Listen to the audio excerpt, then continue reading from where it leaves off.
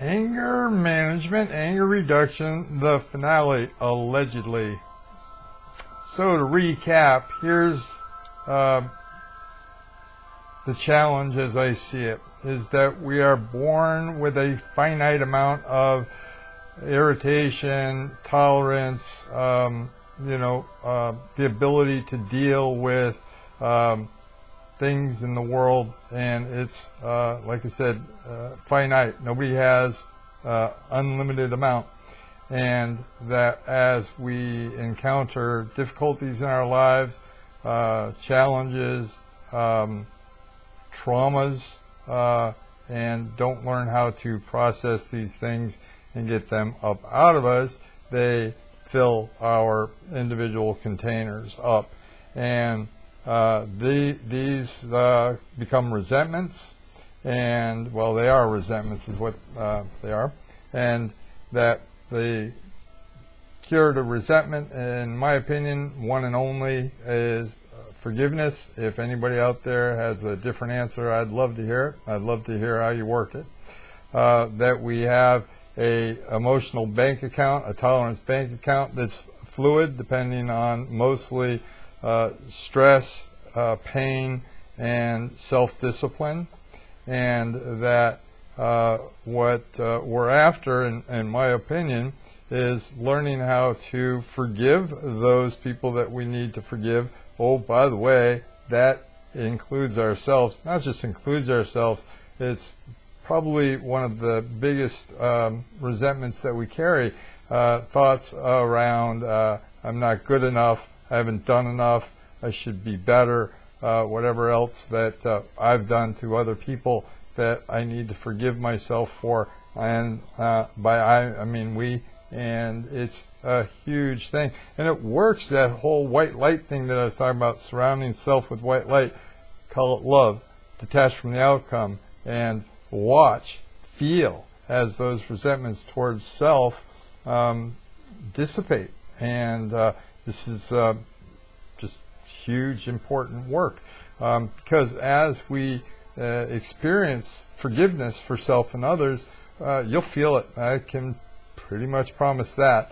And then being able to learn how to not ingest things that are going to cost us out of our emotional bank account, if possible, to put things into our emotional bank account by way of learning to meditate, learning to exercise in the right way.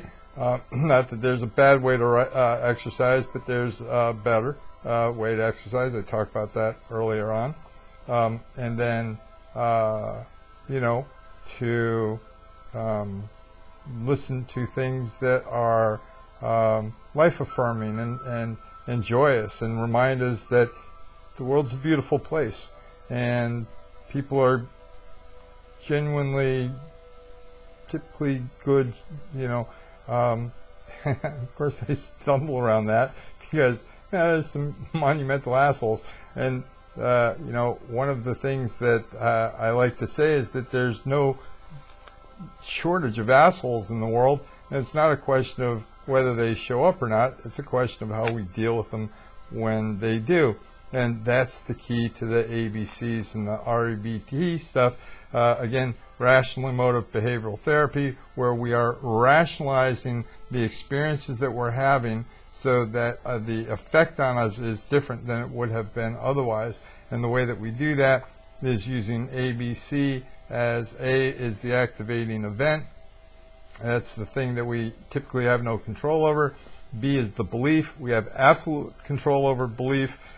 C is the consequence, which is the result of the B, not the A. So either I'm upset or not upset based on my belief, not based on the activating event.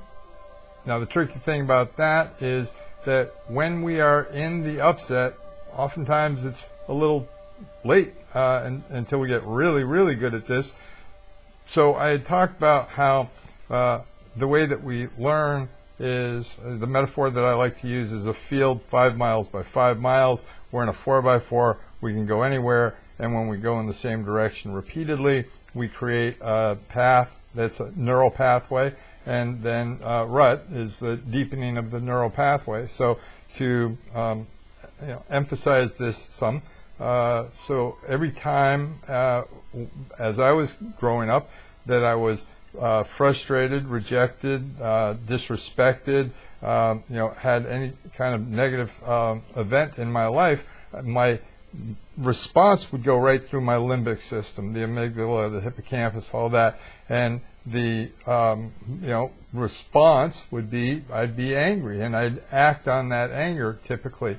What I didn't know is that there was this whole other pathway to be had, and that is a tough thing to create, but it's doable and well worth the effort. So if you think of yourself in this rut and you're trying to get out of it, you got to force our wheel out. And if you do that, yay you. That's hard work, okay?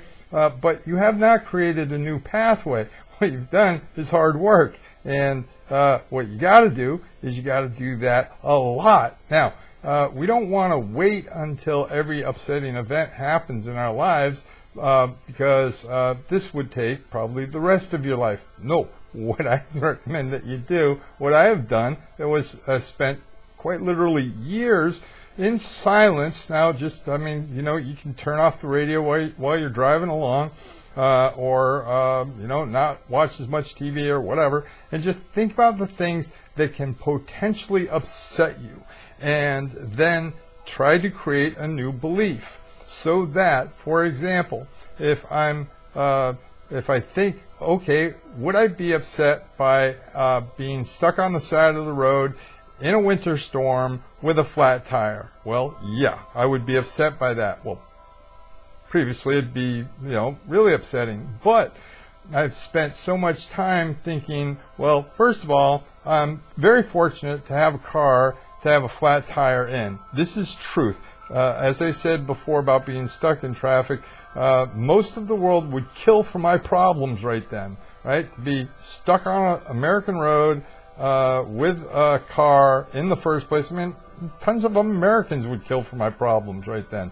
Then, okay, so it's a storm, and I can look outside and I can remember, man, people had to live in this stuff. All I got to do is pull out my handheld computer and call somebody to come tow me or something like that, and life is good. I got a heater, everything's going to be fine.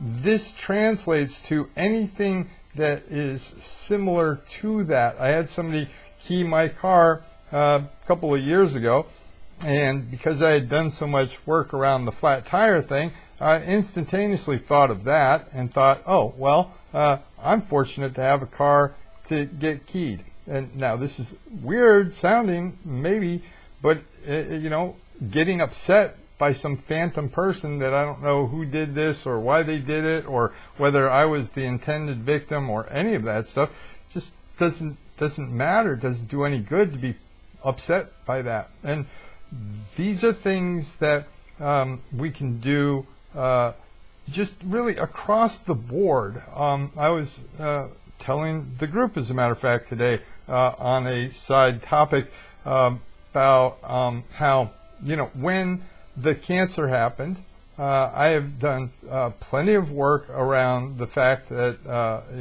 my life's going to end, all of our lives are going to end. But more importantly, I've done a lot of thinking around the idea that if anything were to happen to my licenses or my job or anything like that, nobody can have my knowledge, nobody can have my education, nobody can have the alleged wisdom that I've gained along the way that I can pass along, that it is my joy to pass along, so that when the time came and I had to start telling people, yeah, I'm probably not going to be doing my therapy work anymore, it was a whole lot easier to do that. I mean, the tough part was the outpouring of sympathy, which was a whole nother story, but the point being that I had done the work already.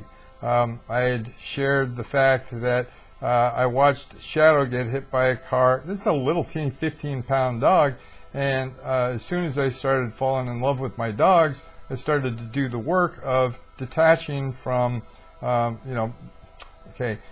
remembering that everything is impermanent. It's the impermanence work, right? And so when Shadow got hit, and this car was doing a good 35, 40 miles an hour, and I watched maybe, I want to say 6, 7, 8 cars go right over that spot where Shadow was. I was pretty sure I was going to find just a clump of fur, and but my immediate thought was, well, there goes Shadow, because I had done plenty of work around the fact that, well, either my dogs are going to go or I'm going to go first. And so this doesn't make me a heartless bastard.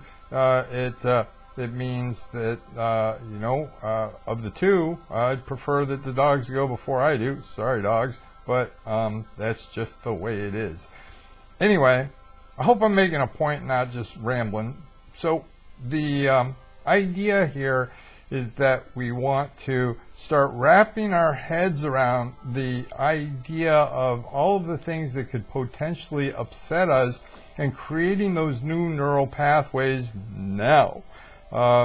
So anything that you can potentially think of that is upsetting to you, then try to figure out a new way of thinking about it, and go over it and go over it and go over it and go over it, and watch as some whatever happens. Here, I'll give you an example.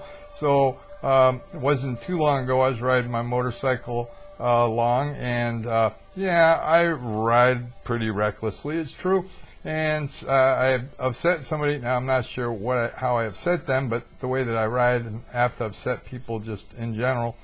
And so this guy in a truck was really, really upset, and he came up next to me and starts yelling at me, and I didn't know what I had done because I'm just riding. And I was not that far from my office, and I pointed in the direction of my office saying, anger management, right down this way.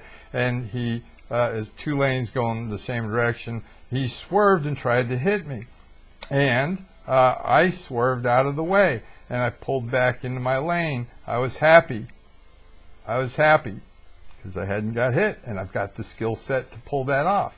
Now, if somebody would have told me that years ago, when I was in my anger, there's no way I would have believed them. I couldn't have conceived of a person being happy that after somebody had just tried to hit them on their motorcycle while in their truck. And then the guy turned, and there was that, that part of me that wants to follow him, and my ego wants to get in a fight with him and everything, but no, just, white light later and resolved it, and it was not that big of a deal. Why? Because I had done plenty of work around the idea that, problems are going to happen in traffic. And, man, it's a good thing to do. There's way too much road rage. There's way too many people upset out there. And it's work worth doing, my friends. So, this is the, real cornerstone of the anger reduction, anger management stuff, is to remember that you have control over the outcome of events that you have no control over, if that made any kind of sense. It requires work, it requires effort, and it's way, way worth it. Now, I am going to pause this now because somehow I had thought that I had just a ton more to share, and right now it's not coming up. So bear with me, and we'll see if I'm actually done with this.